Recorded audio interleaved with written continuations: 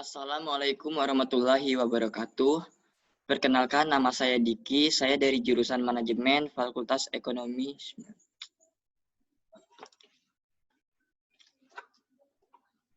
Assalamualaikum warahmatullahi wabarakatuh. Perkenalkan, nama saya Diki dengan NIM 19059011. Saya dari jurusan Manajemen Fakultas Ekonomi Universitas Negeri Padang. Dalam video pembelajaran kali ini saya akan menjelaskan materi manajemen risiko, yaitu fungsi, tujuan, manfaat, dan tahapan manajemen risiko. Langsung saja ke materi yang pertama, yaitu pengertian manajemen risiko.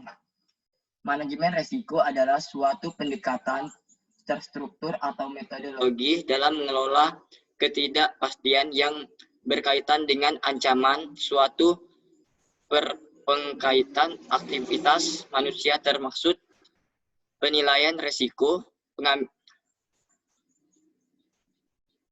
pengembangan strategi untuk mengelola dan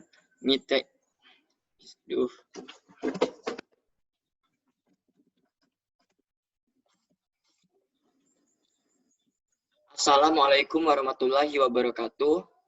Perkenalkan, nama saya Diki dengan NIM 19059011. Saya dari jurusan Manajemen Fakultas Ekonomi Universitas Negeri Padang. Dalam video pembelajaran kali ini saya akan menjelaskan materi mengenai fungsi, tujuan, manfaat, dan tahapan manajemen risiko dalam mata kuliah manajemen risiko.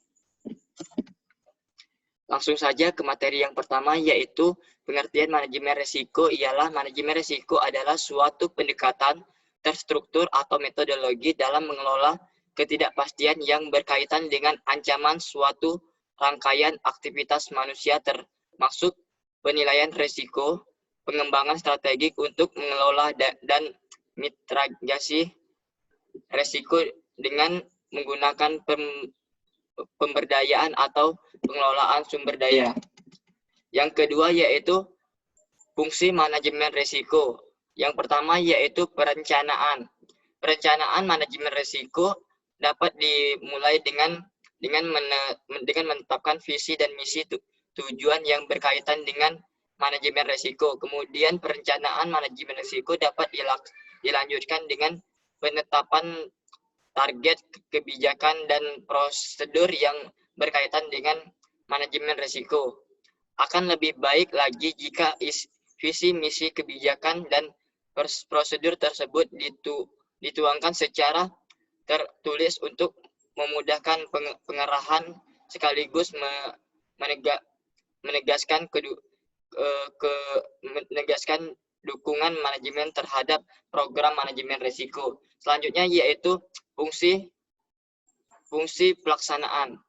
Pelaksanaan manajemen risiko meliputi aktivitas operasional yang berkaitan dengan manajemen risiko. Proses pengidentifikasi dan pengukuran risiko diteruskan dengan manajemen atau pengelolaan risiko yang merupakan aktivitas operasional yang utama dari manajemen risiko.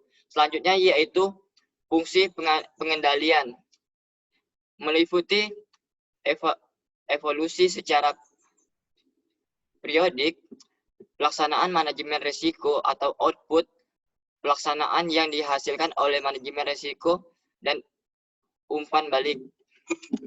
Selanjutnya yaitu tujuan manajemen risiko. Tujuan manajemen risiko ialah mengatasi risiko-risiko yang ada di perusahaan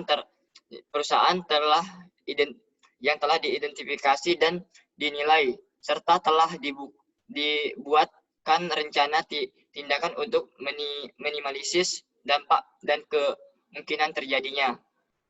Selanjutnya yaitu memastikan bahwa rencana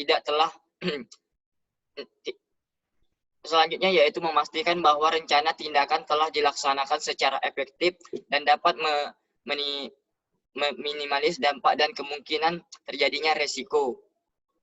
Selanjutnya yaitu meningkatkan efektivitas dan efisiensi manajemen karena semua risiko yang dapat menghambat risiko perusahaan telah diidentifikasikan dengan baik, termasuk cara untuk mengatasi gangguan kelancaran proses perusahaan telah diantisipasi sebelumnya, sehingga jika gangguan tersebut terjadi, perusahaan telah siap untuk menanganinya dengan baik.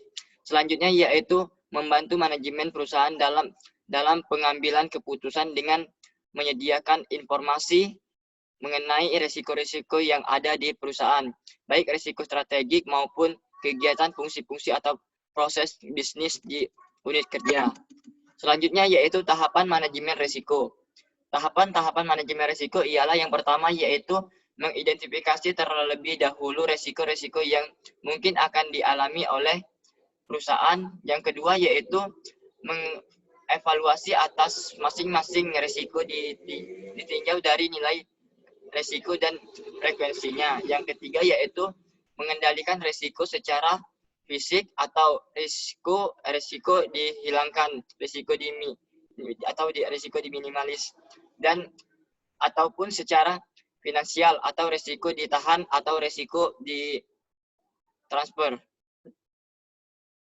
Selanjutnya yaitu yang keempat, menghilangkan risiko berarti menghapuskan semua kemungkinan terjadinya kerugian. Misalnya dalam mengendarai mobil di musim hujan, kecelakaan kendaraan dibatasi maksimal 60 kecepatan kendaraan dibatasi maksimal 60 km per jam.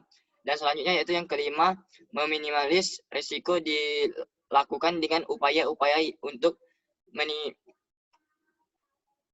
meminimumkan kerugian. Misalnya dalam proses peluang terjadinya produk gagal dapat dikurangi dengan pengawasan mutu. Yang keenam yaitu menahan sendiri risiko berarti menanggung keseluruhan atau sebagian dari risiko, misalnya dengan cara membentuk cadangan dalam perusahaan untuk menghadapi kerugian yang bakal terjadi atau retis sendiri. Yang terakhir yaitu yang ketujuh, pengalihan atau transfer. Risiko dapat dilakukan dengan memindahkan kerugian atau risiko yang mungkin terjadi kepada pihak lain, misalnya perusahaan asuransi. Sekian, mungkin itu saja yang dapat saya sampaikan. Apabila ada kesalahan, saya mohon maaf. Saya akhiri, wabillahi taufiq wal hidayah. Wassalamualaikum warahmatullahi wabarakatuh.